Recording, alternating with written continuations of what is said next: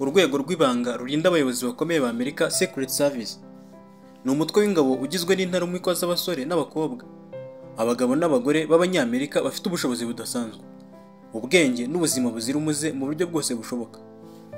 Uyu ni umutwe w'ingabo kabuhariwe wa ba mudahusha, bahora mu ndorerwamo z'umukara, intwaro zikomeye, utubunda twa masotera mu matako, ibyuma bibafasha kureba kure n'izindi ntwaro zizewe mu kurwanya umuntu yaba kwegereye cyangwa ari kure. Akenshi usanga bahora mu makoti, mu dupira tubafashe ndetse n'amajeri. Uburyo uyu mutwe utinyitse n'imikorere yawo yo mu ibanga rihambaye utuma hafi ya buri munyamerika n'undi wabonye nubwo byabaho hato uburyo perezida wa Amerika n'abandi bategetsi bakomeye basura icyo gihugu baba barinzwe, agendana amatsiko yo kugira icyo amenya ku mikorere yawo. Secret Service, inyandiko zitandukanye zigaragaza ko yashinzwe kuwa 5 Mata mu 1865. Kugeza amagingo aya uyu mutwe ukaba umaze imyaka 160, kandi imibare ikerekana ko ukoresha abakozi 7,000 n'ingengo y'imari ikabakaba miliyari 3 z'amadolari buri mwaka. Inshingano nyamukuru ya Secret Service ku ikubitiro harimo ibijyanye n'umutekano wa perezida wa Amerika n'umuryango we, vice perezida n'umuryango we, w'inyubako zabo bwite n'uw'ibiro bakoreramo. Haniyongeraho umutekano w'abiyamamariza kuzaba perezida n'aba vice perezida muri Amerika hamwe n'abagore babo, abahoze ari abakuru b'ibihugu, no kurinda abakuru b'ibihugu by'amahanga bagendera Leta Zunze Ubumwe za Amerika. Indi nshingano isa naho itangaje kandi ikomeye ni uko urwego rwa Secret Service rushinzwe gucunga umutekano w'idolari rya Amerika mu kurinda ko haba hari barusahurira mu nduru baca muri ihumye izi nzego bakarijyana cyangwa se bakarikoresha aho bidakwiriye kandi ku isi yose. Mu yandi magambo bishatse kuvuga ko uretse umutekano w'umukuru w'igihugu wa Leta Zunze Ubumwe za Amerika, igikurikiraho mu bintu by'agaciro gahambaye muri Leta Zunze Ubumwe za Amerika ushatse wavuga ko ari idolari ryabo. Uru rwego rwa Secret Service rwagiye ruhura n'ingorane nyinshi cyane mu kazi karwo, naho mu 1950 wari perezida wa Leta Zunze Ubumwe za Amerika Harry S. Truman yari agiye kwicwa n'abagabo babiri bakomokaga muri Puerto Rico, Oscar Collazo na Griselio Torresora. Bahengeraga ari mu icumbi rye hafi ya White House bamumisha amasasu.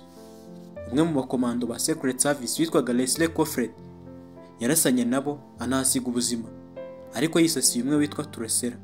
Undi bari kumwe amukomeretsa bikomeye cyane. Kugeza mu mwaka wa 2016 Coffred niwe musirikare wenyine w'iyi service wapfuye, arashwe ari mu kazi ko kurinda umutekano wa perezida wa Amerika mu myaka yose uyu mutwe wabayeho. Undi wari ugiye kwicwa ariko Imana igakinga akaboko ni uwitwa Tim McCarthy witambise isasu ryari rirashwe perezida Ronald Reagan hari kuwa 30 Gicurasi mu 1981, arakomereka cyane. Mu gihe mu iraswa rya perezida Kennedy ho nta wapfuye mu bari bashinzwe kumurinda. Mwaka wa 1975 hari ku itariki 5 Nzeri ubwo perezida Gerald Ford yari mu mujyi wa Sacramento, umwe mu bagize itsinda ry'uyu mutwe wa Secret Service witwa Larry Bedford ashikuza imbunda umuntu washakaga kurasa Ford, aburizamo cy'umugambi mubisha wo guhitana umukuru w'igihugu Ford. Nyuma yaho gato i San Francisco umugore witwa Sarah Jane Moore yafashe imbunda yo mu bwoko bwa revolver ashaka kurasa perezida Ford nanone, ubwo yari mu kivunge cy'abantu bari baje kumureba. Ariko umwe mu bantu bari aho wanahoze ari umusirikare w'umumarine witwa Oliver Sipp barwanira imbunda arayimwambura, arashe isasu rimwe gusa naryo ryabaye imfabusa. Mu mwaka wa 2012 imbere gato y'inama ikomeye yagombaga kubera i Colombia ikitabirwa na Barack Obama, itsinda ry'abasirikare ba Secret Service ryagiye gutegura urugendo n'umutekano bye rihura n'akaga ubwo ryasakiranaga n'indaya z'ahitwa Carthagena zariye karungu zishaka kurya ku mafaranga y'izo ntarumikwa za Obama. Kwigobotora abo bagore ngo byabaye ihurizo kuko aba ba mudahusha bibagiwe inshingano zo gutegura umutekano wa perezida Obama bwari buceza muri iyo nama, maze bigira kuryoshya n'abo bagore muri hoteli bari bacumbikiwemo. Abasore 11 bose ngo bahise burizwa indege basubizwa muri Amerika igitaraganya, byanabaviriyemo gusubikirwa imirimo yabo. Mu gushyingo mu mwaka wa 2009 nyuma y'umwaka umwe perezida Obama atorewe kuba perezida wa Amerika, White House yateguye ibirori bikomeye byo gusangira n'uwari minisitiri w'intebe w'Ubuhinde Manmohan Singh wari mu ruzinduko muri Amerika. Kimwe mu bintu byatunguye abantu ni ukubona umugabo Tarek n'umugore we Michelle Salahi barabashije kwinjira muri uwo muhango wo gusangira ku meza nta butumire bafite, bagasangira na Barack Obama ndetse bakanifotozanya nawe amafoto menshi. Hari n'ibindi bintu bitangaje kandi byagiye bibera ingorane aba bantu bashinzwe umutekano wa perezida wa Amerika, nk'aho umusore yigeze gucengera muri White House ku ngoma ya perezida Franklin D. Roosevelt ntawe umurabutswe, ariko ngo akaba yarashakaga kwandika amateka yo kurebana filimi na perezida mu ruganiriro rwiwe, nta kindi kintu yashakaga. Mu Gushyingo umwaka wa 2011 ikinyamakuru The Washington Post cyashyize hanze indi nkuru y'umugabo Oscar Ortega Hernandez wagiye ahitegeye nko muri metero 700 akarasa ku biro bya perezida Obama. Iki kinyamakuru gitangaza ko abashinzwe umutekano wa perezida bemeje ko aya makuru hashize iminsi 5 yose bibaye.